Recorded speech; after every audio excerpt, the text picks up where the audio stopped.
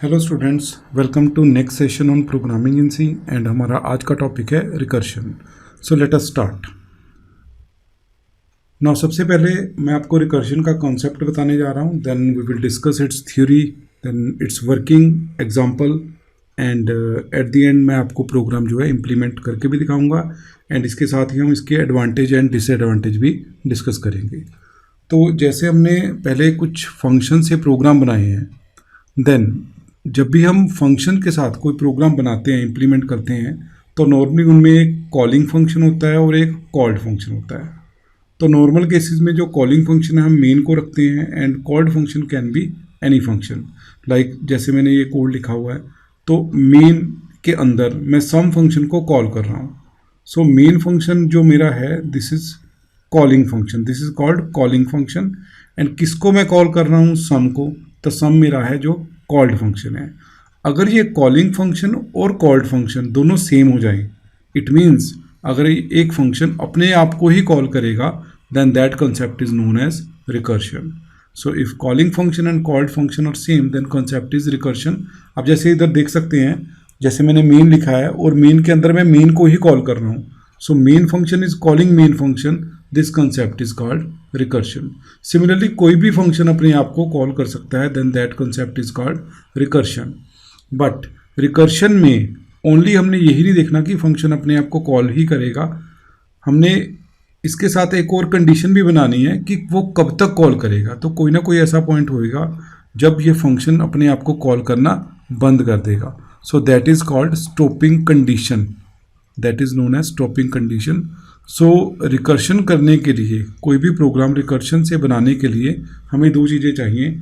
एक तो हमें उस फंक्शन को उसी की टर्म में डिफाइन करना पड़ेगा, सेकेंडली हमें एक स्टॉपिंग कंडीशन बनानी पड़ेगी। सो let us now see what is recursion. Recursion is a process by which a function will call itself repeatedly, or you can say it's call itself again and again until some specified condition has been satisfied, which is normally called stopping condition. So in order to solve a problem by using recursion, two conditions must be satisfied. तो हमें दो चीज़ें चाहिए। First, the problem must be written in terms of recursive form, means हमें उस function को उसी के टर्म में डिफाइन करना पड़ेगा। तो ये मैं नेक्स्ट स्लाइड में एग्जांपल देने जा रहा हूँ, तो उससे आपको ज़्यादा क्लियर हो जाएगा। एंड सेकेंडली, जैसे मैंने बताया, एक स्टॉपिंग कंडीशन होनी चाहिए जब ये फंक्शन अपने आप को कॉल करना बंद कर देगा। और जब भी, जितनी बार भी फंक्शन कॉल होगा, हमें स्टॉपिंग कंडीशन की तरफ मूव करना है, so that after some calling, after some fix number of calling, जो कॉल होनी बंद हो जाए और हमारा रिक्वायर्ड जो है पर्पस सॉल्व हो जाए। सो इसमें मैं आपको एक एग्जांपल देने जा रहा हूँ फैक्टोरियल की। सो आप सबको फैक्टोरियल के बारे में पता होगा। फैक्टोरियल एक मैथमेटिकल फंक्शन है। मैथमेटिक्स में इसका सिंबल है साइन ऑफ एक्सक्लामेशन। सो ये फंक्शन क्या करता है, जैसे हमारा n फैक्टोरियल है, तो n फैक्टोरियल विल गिव हम answer 1 × 2 × 3 so on up to n, और n जो है हमारा 0 से ज़्यादा होना चाहिए एंड 0 फैक्टोरियल जो है 1 होता है। लाइक अगर मैं 5 फैक्टोरियल ले रहा हूँ तो इसकी value 1 × 2 × 3 × 4 × 5, this will B 120। But ये जो फैक्टोरियल निकालने का मेथड है, this is called iterative method of finding factorial. Means अगर हम प्रोग्राम लूप से बनाएं, फॉर लूप या वाइल लूप या डू वाइल लूप, देन उसमें हम ये डेफिनेशन यूज़ करेंगे। हम एक लूप लगाएंगे 1 से लेके जो n तक चलेगी, लाइक यहाँ पे 5 तक चलेगी, तो वो 1 से लेके 5 तक नंबर्स को मल्टीप्लाई कर देगी।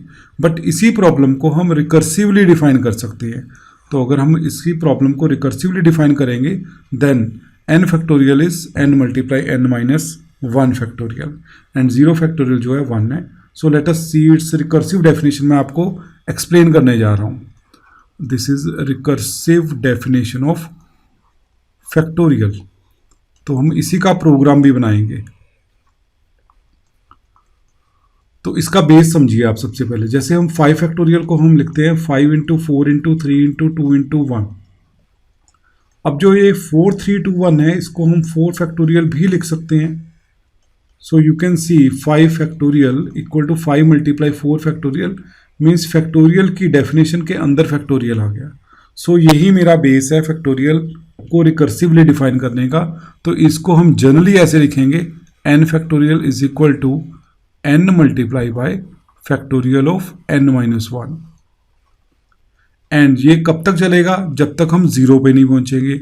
और अगर जीरो आ जाएगा, अगर n की वैल्यू जीरो है, then answer will be only one.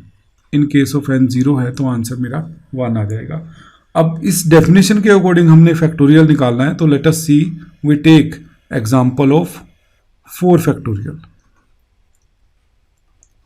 तो अगर मैं n की वैल्यू 4 लूं तो इस डेफिनेशन के अकॉर्डिंग ये क्या 4, क्योंकि जीरो नहीं है तो ये वाला पार्ट चलेगा मेरा फर्स्ट वाला, तो ये आंसर आएगा 4 मल्टीप्लाई 4 माइनस 1 इज 3 फैक्टोरियल। अब मैं n 3 ले लूंगा तो 3 फैक्टोरियल विल बी, यहाँ पे n को 3 पुट करो, अब 3 multiply by this is 2 factorial. Again क्योंकि ये अगेन जीरो नहीं है, so 2 factorial will be again equal to 2 multiply by 1 factorial, and 1 factorial will be equal to 1 multiply 0 factorial. जब n की वैल्यू जीरो आ जाएगी देन फिर ये फंक्शन कॉल होनी बंद हो जाएगी। सो this is my stopping criteria और स्टॉपिंग कंडीशन। इसको हम बेस क्राइटेरिया भी बोल सकते हैं। तो मेरी इस फैक्टोरियल वाली डेफिनेशन में स्टॉपिंग कंडीशन क्या है? जब n जीरो बन जाएगा देन आंसर 1 होगा, फिर फंक्शन कॉल होनी जो है बंद हो जाएगी। सो हम अब यहाँ पे स्टॉपिंग क्राइटेरिया पे पहुँच चुके हैं। सो अब 0 फैक्टोरियल की वैल्यू यहाँ पे 1 आएगी, फंक्शन कॉलिंग जो है बंद हो चुकी है एंड मेरा आंसर 1 आ जाएगा। अब रिकर्शन का सेकंड पार्ट स्टार्ट होगा। सेकंड पार्ट में ये जो वैल्यू है बैक सब्स्टिट्यूशन होनी स्टार्ट होगी।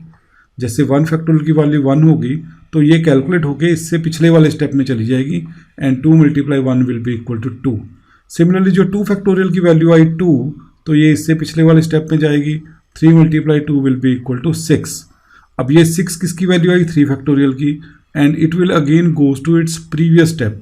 सो 3 फैक्टोरियल की वैल्यू 6 यहाँ पे पुट करेंगे, 4 मल्टीप्लाई 6 विल बी 24, और ये 24 मेरी है फाइनल जो है रिजल्ट आ गया value of 4 factorial. So 4 factorial की वैल्यू 24 बाय यूजिंग रिकर्शन ऐसे सॉल्व होगी, वेयर एज आइट्रेशन से हम इसको सिंपली 1 इंटू 2 इंटू 3 इंटू 4 से निकाल सकते हैं। सो अभी आपको ये लग रहा होगा कि इससे मुश्किल हो गया रिकर्शन से, बट इसकी प्रोग्रामिंग जो है काफ़ी सिंपल हो जाएगी। सो होपफुली आपको ये डेफिनेशन क्लियर होगी। तो इसी डेफिनेशन को मैं लेके प्रोग्राम बनाने जा रहा हूँ। सो let us see the example.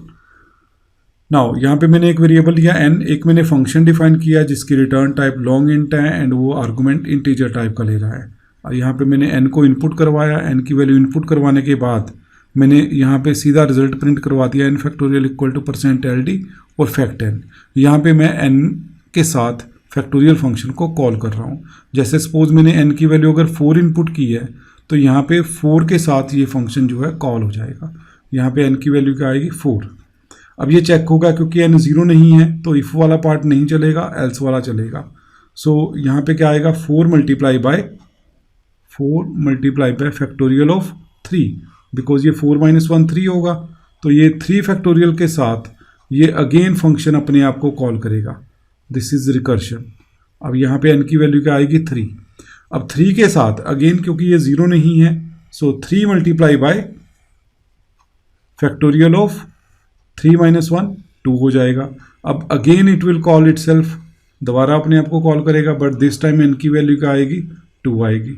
2 के बाद n की वैल्यू 1 आएगी नेक्स्ट टाइम, एंड उसके बाद जब n की वैल्यू 0 आएगी देन ये फिर इफ़ वाला पार्ट चलेगा। इफ़ वाला जब पोर्शन चलेगा तो रिटर्न 1 कहाँ पे होगा? यहाँ पे 1 मल्टीप्लाई 1, एंड ये फंक्शन कहाँ से कॉल हुआ था? इससे प्रीवियस कॉलिंग में ये वैल्यू रिटर्न हो जाएगी। 2 multiply 1 will be 2, again this will be return back to previous calling 6, it will be return back to previous calling 24, और ये 4 कहाँ से कॉल हुआ था? मेन फंक्शन से, तो 24 आंसर जो है वापस यहाँ पे आएगा और ये वैल्यू जो है प्रिंट हो जाएगी। This is how the recursion will work. तो मैं आपको इसकी इम्प्लीमेंटेशन में दिखा रहा हूँ। Before that let us see its advantages and disadvantages. Then सबसे पहले इसकी एडवांटेज ये है कि रिकर्शन से प्रोग्राम राइट करने और अंडरस्टैंड करने ईजी हो जाते हैं, and it is very useful for complex data structure like link list, queues, stacks, trees, quicksort and certain mathematical problem which are otherwise difficult to implement, but वो recursion से काफ़ी easily implement कर सकते हैं. Programming effort इससे decrease हो जाती है, and अगर हम recursion से किसी भी problem का solution कर सकते हैं then that will be very easy to implement. But on the other hand इसकी कुछ डिसएडवांटेज भी हैं. फर्स्ट डिसएडवांटेज है इसमें मेमोरी बहुत ज़्यादा कंज्यूम होती है because internally it uses tags to store the temporary results.